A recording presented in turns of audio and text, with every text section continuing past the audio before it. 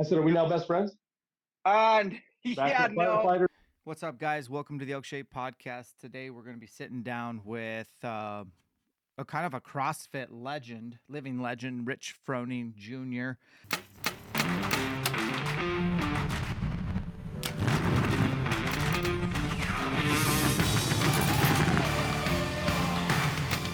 Yeah, this is gonna haunt you, at least until they got you.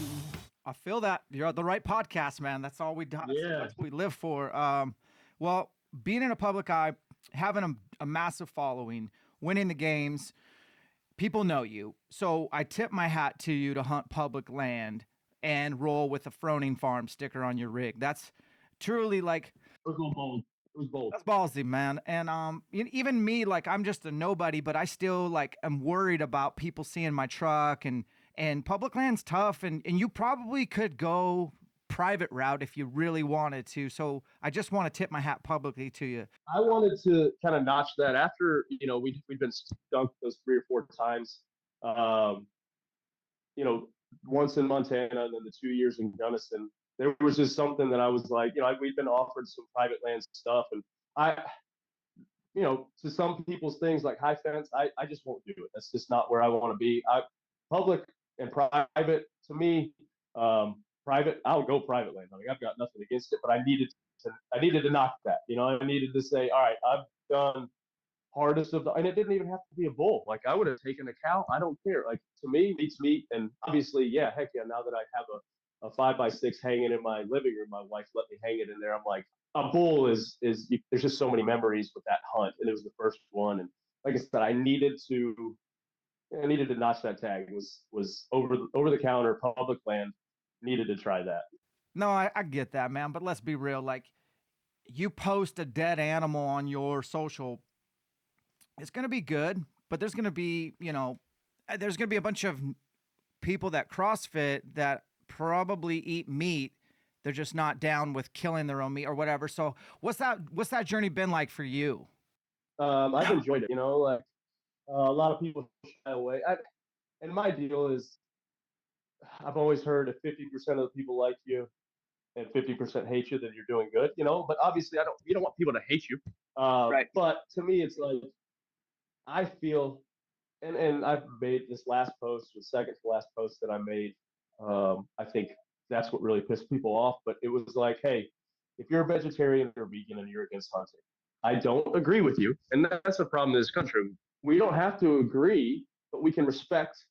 Somebody like I respect that you don't want to eat meat. I'm going to eat meat. We can be on mutual, footings here. I said what gets me is the people that eat meat and are against hunting. Not if they eat meat and don't hunt, like that's your own. But if you're against hunting, and I said they were cowards. Well, man, I just encourage you to keep shining positive light in a sector that probably hasn't been exposed to much. I appreciate what you're doing. I would not forgive myself if I didn't bust your balls on this podcast. I watched a video of you elk hunting in Colorado, and I don't know when I saw it, but it was years ago. But I didn't know you yet, and I was like, if I get a chance, I'm gonna make fun of Rich. You brought to Elk Camp an assault bike and a 100-pound dumbbell. Biker. Okay, and it's the middle of the day, and you're doing a WOD, a workout of the day, and I'm like, man, either he's doing it right or he's doing it wrong. So now, do you bring equipment to Elk Camp? Is that? Tell me what you got going on there. Let me preface that. All right, so the only time I ever worked out on an elk hunt was that day, because the one day they were like, hey, if you sit at a wallow for 8 or 9 hours, I guarantee you'll see something. And so we sat for 8 or 9 hours. And so I had to do something. Gotcha. So it was more of like, we brought equipment every time, and that's the only time it's ever been used. But the sled work for sure, but the hip mob, and then the thing that you said was like falling. Like I've never really thought of it that way, but like at the end of the day, I carry my bow a very specific way when I'm elk hunting, anticipating falling, like just losing your footing, and it happens almost every day. This year when I fell, I bent my sight on my bow the day that we killed. And so the single pin, it has kind of the pin is here, and then it has this metal piece that's supposed to brace it from falling either way. I look down, and this thing is turned off cam, like completely messed up. And so I eyeballed it back into position. And so just to think back, that was just another piece of, it was meant to be for this elk, to go down. Man, it was like, you don't think about that when you're carrying, a gun or carrying a bow, like you fall, like it is what it is. You can't. And so trying to figure out, all right, if I'm going uphill, like side hilling, where do I carry my bow? Because you switch hands. I mean, this hand gets burnt out. This one, takes over. And so, man, there's just things to think about. And, those things are hard how do you add that into training? I don't know if you really do. But even carrying in your bow into some step ups and stuff like that, just to, to be more natural where you're carrying it and how you're carrying it. Yeah, man, it's like boxes that you got to get checked that or serve you well. Did you just say you're training for the Masters? Did I just hear that right? So I have a goal of one championship in each age group. That's my, my selfish goal. I don't know if I'm going to skip the 35 to 40 and wait till 40, or if I'm going to try this year and see if I can get my shoulder and knee healthy, which we're trending in the right direction, and I'll do the qualifiers. And if everything falls into place, then I'll do it. If not, we'll see. So the best option though is to do it when you're younger in the age group. And so we'll see. But like I said, I've committed to doing the Leadville 100. It's the next week after the game. So there'll be a dual training. I do encourage folks to go back and watch some maybe documentaries or some clips of you kind of in your heyday. That is definitely something that can transfer to elk hunting. And I live off underdog in the elk mountains, man. Like, I will sacrifice sleep. I will go night bugling. I will move my camp in the middle of the night. I will do what others won't so that I can do what they can't. And that's punch elk tags. And you have that mentality in CrossFit, at least from the outside looking in, man. Like, I have not seen anybody still to this day show up with that Rich Froning fire, man. So how cool has it been to express that in the mountains? I mean, yeah, I think that's what I love about it and hate about it is, for years I've been able to maybe not outwork people, but work harder to have a better opportunity at the goal. And you still, with elk hunting, you work harder and you have a better opportunity. Sometimes it just doesn't pay off, we've worked hard.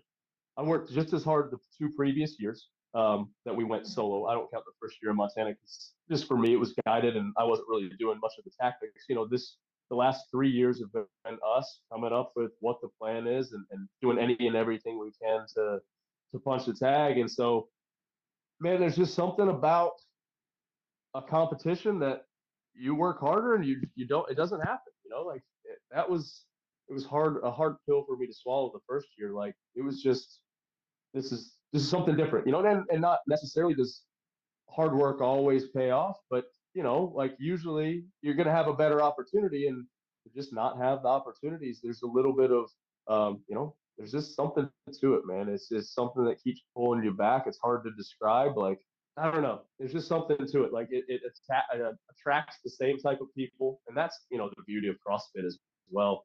For the most part, the same type of people do it. And what I've noticed too is elk hunting is pretty similar. Like, it's the same style, same mentality. We have a lot in common, same type of personalities. And so it's been fun. Dang. 2 of my favorite dudes to follow is you and my buddy Cam Haynes.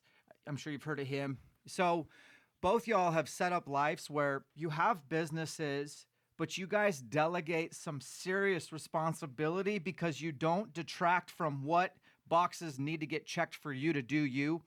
Like, Cam's going to run 26 a day. He's going to get a lift in. He's going to get a shoot in. I need to get better at that. I still get my training in. I still shoot daily. I need more. I'm trying to build my team up so I can just. Yeah, it's all about that.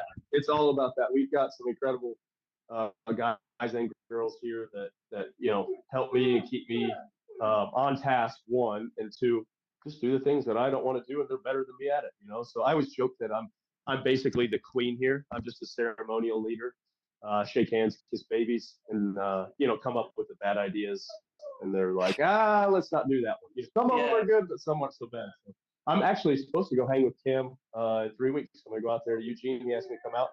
And we've texted back and forth, but never really been met face to face. So I'm really looking forward to that. Look forward to. I mean, he's a guy. Obviously, if you elk hunt, you know who Cam Haynes is. So. Yeah, dude. I think you'll love that. He's low key for sure. He's low key, but oh man, he listens to this podcast. So Cam, what's up, buddy? I'm gonna talk some trash. You gotta get him to do some CrossFit, man. Like he wants to do buys and Honestly, tries. doesn't make me run a marathon on that. He's gonna make you run, dude. I visited him this summer. It was 22 miles. I was begging for mercy. The dude can shoot, but man, I don't know if he wants to do that CrossFit nonsense that you do. But what's your elk plans for 23? I've got, we've got our group. There's a group of 8 of us, really close friends. We might end up in Colorado OTC.